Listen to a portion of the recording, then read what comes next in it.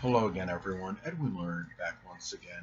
In this YouTube NFL prediction segment, I'm going to be giving you my preview of the 2021 Super Bowl matchup between the Kansas City Chiefs and Tampa Bay Buccaneers. And this game, and otherwise known as Super Bowl 55, I do like Kansas City to prevail in this one, but I want to talk about, first off, some of this hype that's been going on, and hopefully it will live up to it. I believe it likely will.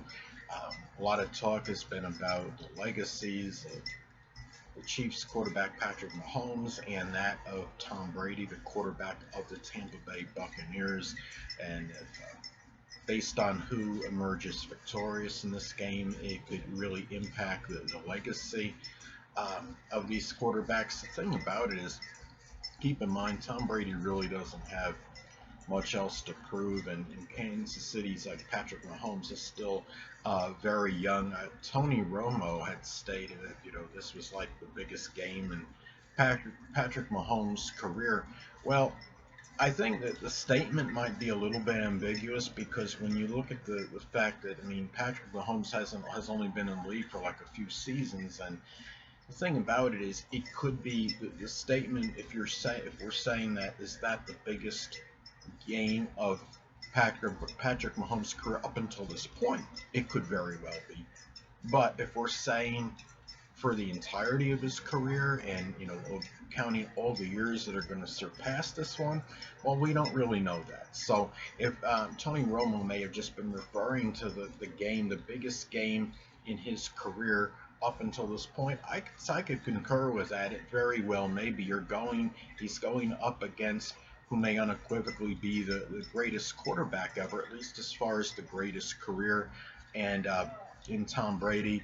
And I look at this, and this is could be really a matchup for the ages, because you have Tom Brady, who could very well be the greatest quarterback up until this, right now, as far as his career goes, going up against Patrick Mahomes, who may be the best quarterback right now, as far as contemporary quarterbacks, who's having over the past 2 or 3 seasons, who's been the best quarterback, and that could be Patrick Mahomes. It's really like saying at this point in time, Patrick Mahomes is as far as his quality is better than Brady's, I would say at this time. But overall, as far as career accomplishments, Brady obviously surpasses Patrick Mahomes. But anyway, and the thing about it is, and Brady loses, he's still, going to be seen as the greatest quarterback ever. If Patrick Mahomes wins this game, he may have a chance to eventually surpass Brady. If Patrick Mahomes does lose this, though, it does diminish the chance of surpassing Brady, at least in terms of like Super Bowl accomplishments. But anyway, the thing is, Kansas City has won, of course, their last 2 playoff games. They lost the last regular season game, which was insignificant. But in the last 25 of the last 26 games Patrick Mahomes has started, he's won. So the thing about it is, or at least the number is very close to that, if that is not the actual stat. But now another thing too, you look at the Tampa Bay Buccaneers. They've been playing with reckless abandonment. They've been on a roll themselves. Excuse me. Tampa Bay has won like 7 consecutive games. I think 7 consecutive last 4 regular season games, plus the last 3 in the playoffs. Now, the thing about this is, in the last time these teams played, it was in this past regular season, and Tampa Bay did lose 27-24 to the Chiefs. The Tampa Bay attempted a valiant comeback, but it fell short. And this was a time when Tampa Bay was not playing nearly as well as they are now. At the end of that game, Tampa Bay was 7-5 on the season. They have not lost a game since then, and this is going to be, if I'm not mistaken, the first Super Bowl in NFL history where you have a team playing in its own home stadium. So this is a true home game for Tampa Bay. So they could have some moderate advantage as far as that goes, but It's there's not going to be a lot of fans there, so it would be a little advantage. It may not be that much. And Tampa Bay, of course, is obviously going to be seeking retribution after that defeat to the Chiefs earlier this season. So there's some motivation and incentive as far as that goes. Now, that last meeting between Tampa Bay and Kansas City, the Chiefs did dominate in time of possession. About 37 minutes they had the ball, in contrast to Tampa Bay's 23. And also, too, I mean, Kansas City can win, has shown a very strong ability to win on the road. They finished a flawless 8-0 on the road this season, and they were 4-0 in out of conference games. Now Tampa Bay, I think, was 5-3 at home and 3-1 in out of conference games, so they could play against teams out of the conference. Both these teams very well, 7-1 combined this season, but Kansas City again did hand Tampa Bay that only out of conference loss they had this season. And thing about it is, you look at this as well. I mean, I expect this game to be very tight, and history can mean something. Tampa Bay actually had won 5 consecutive games against Kansas City prior to that loss they had to them earlier this season. And in 5 of the last 6 meetings between these two teams, 5 of those 6 contests were decided by 7 points or fewer. So the thing about it is, I don't think one team is going to subjugate or dominate the other one in this particular matchup. I think a lot of this is going to come down to the pass defenses of these teams in this game. The teams are very comparable on a lot of other numbers, but this disparity between the pass defense can very well play a role in the difference of this outcome. Now, both these teams like to throw the ball a lot. I mean, that's not, obviously it's not a revelation or an epiphany, but the thing about it is the running game is not going to really make an abundance of difference. I don't think it will in this game. Now, both these teams had comparable scoring offense in the regular season and scoring defenses in the regular season. Kansas City was a little bit better in the pass defense in 2020. They ranked 14th in the NFL. The Bucs were 21st. I look for the Chiefs to exploit the Tampa Bay Buccaneers pass defense, and I would say that's about Tampa Bay's really their strongest deficiency on their team. Another thing too is that also they did have Tampa Bay. I mean, Kansas City had the time of possession edge in the game earlier this season, simply dominated time of possession.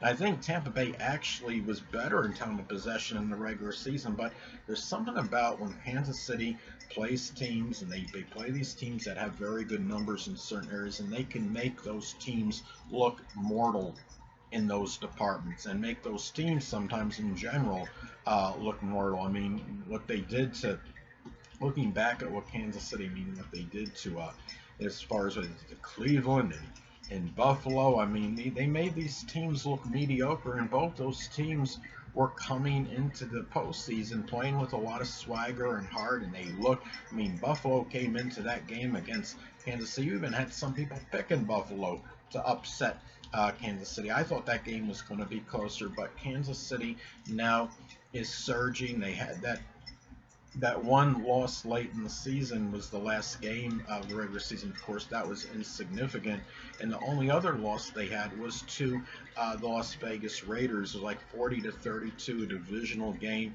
but that was really the only game. As far as Patrick Mahomes playing, that was in a game of any significance.